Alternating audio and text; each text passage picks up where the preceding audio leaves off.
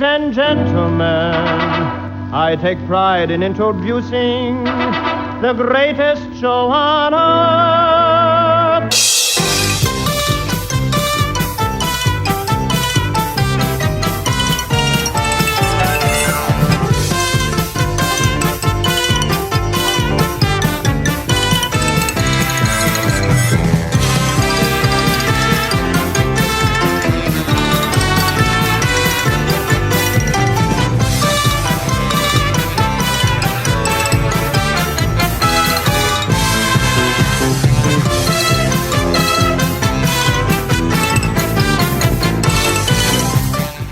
Hi, everybody. This is Scott Gordon, and welcome to the Uncle Floyd podcast number 51.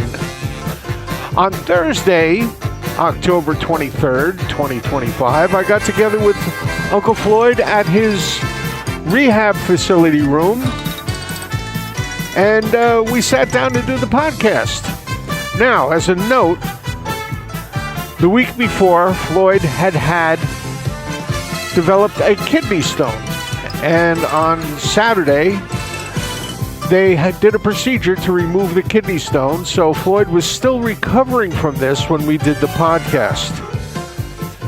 He insisted we do it. He didn't want to disappoint any of you and not give you a podcast for this week, so I suggested we hold off. He insisted he wanted to do it.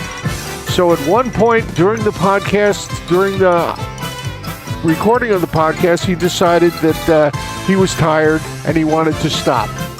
You'll hear that in the podcast, and I just wanted to let you know ahead of time. So here we go with podcast number 51. Now, are you ready for podcast number 51? Yes, I am. Here we go. Got questions from the people. They email them in every week to ufpodcast@sge-inc.com. ufpodcast@sge-inc.com. We read them here. And this is from Brian Lee, and he's from Glenrock. He's writing saying what a great time he had seeing your brother playing at the Maywood Inn, seeing Jerry play there. He's from the class of either 1973 or 74 in Glenrock. And he wants to know, is there a favorite Glenrock High School story you can tell us? No, there's none. What about the janitor show? Oh, that was it.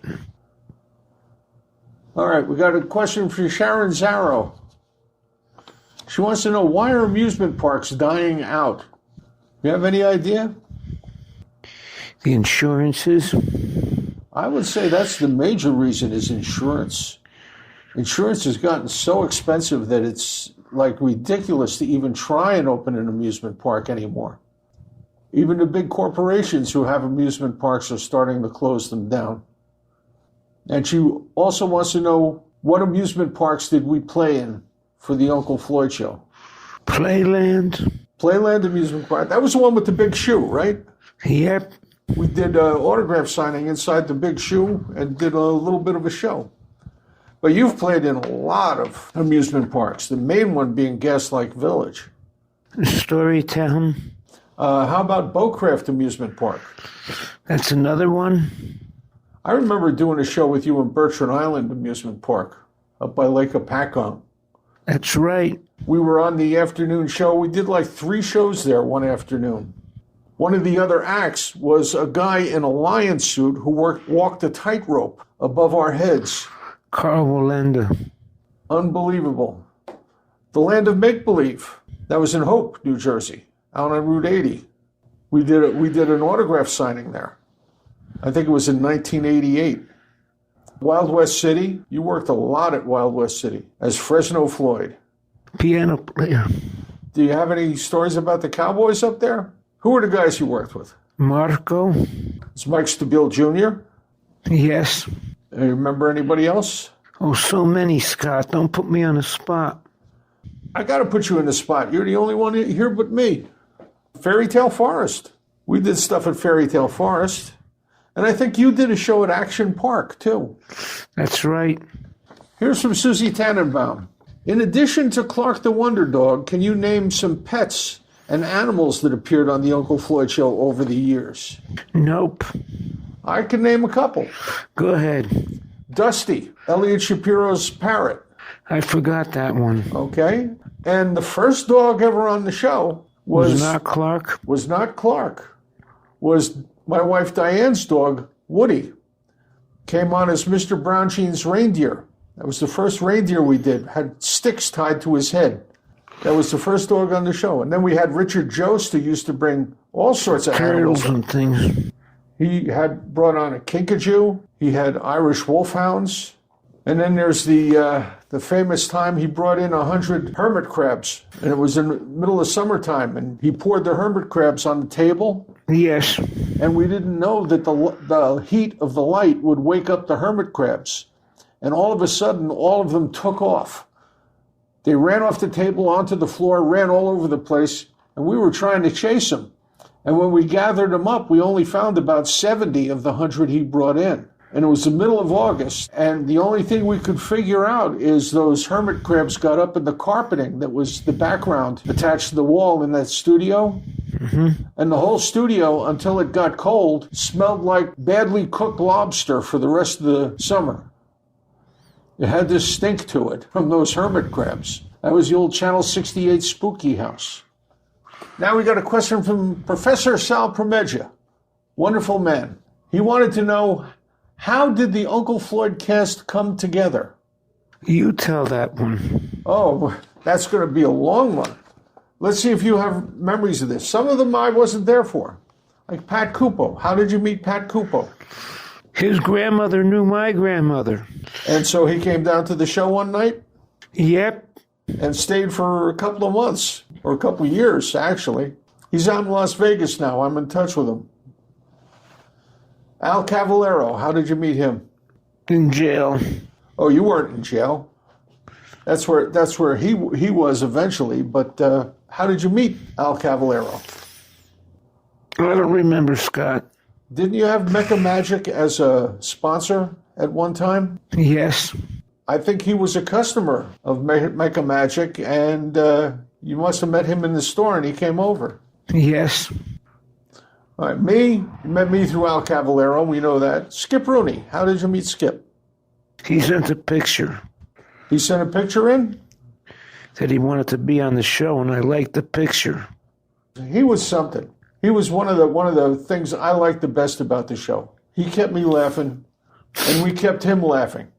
Easiest thing in the world to do was to make Skip laugh. How did Muggsy show up? Same way. He just showed up one day? He came in with his partner Andy, right? It was Muggsy and Andy. And they played some music. But we realized Muggsy had talents other than just playing the music. Artie Delmar. He used to send pictures in all the time. Dave Bird. And he came down to the studio once, I think it was with Bob Kovaleski. They had puppets. They made a couple of puppets. Zolo and the Heavyheads or something like that. Mr. and Mrs. Heavyhead. Charlie Stoddard. How did we first run into him? Unemployment line. Are you sure that wasn't Netto? Well, you knew Netto years before the show. Years before there ever was an Uncle Floyd. Do you think show. anybody's interested in this? Sal Promeggia is. He's the one who asked the question. Okay, then. And Weenie was Jeff Friedman's wife, and when we moved to New Jersey Network, she joined the cast. We figured we could do a lot of stuff with a woman in the cast, and she had theatrical background, so we took her on. She could do Hazel. Jim Monaco. Jim Monaco just showed up at the studio one day, if I remember correctly. That's right. And through him, we met Michael T. Wright.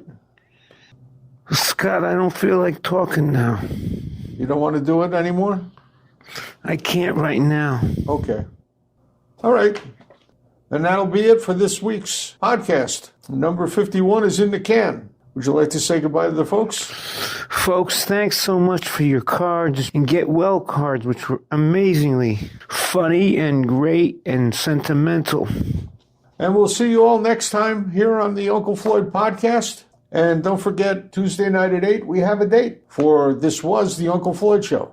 Check it out at theunclefloydshow.tv. That's theunclefloydshow.tv. And we'll see you next time. Thank you. This program was produced in the studios of Scott Gordon Enterprises, Incorporated in Paramus, New Jersey.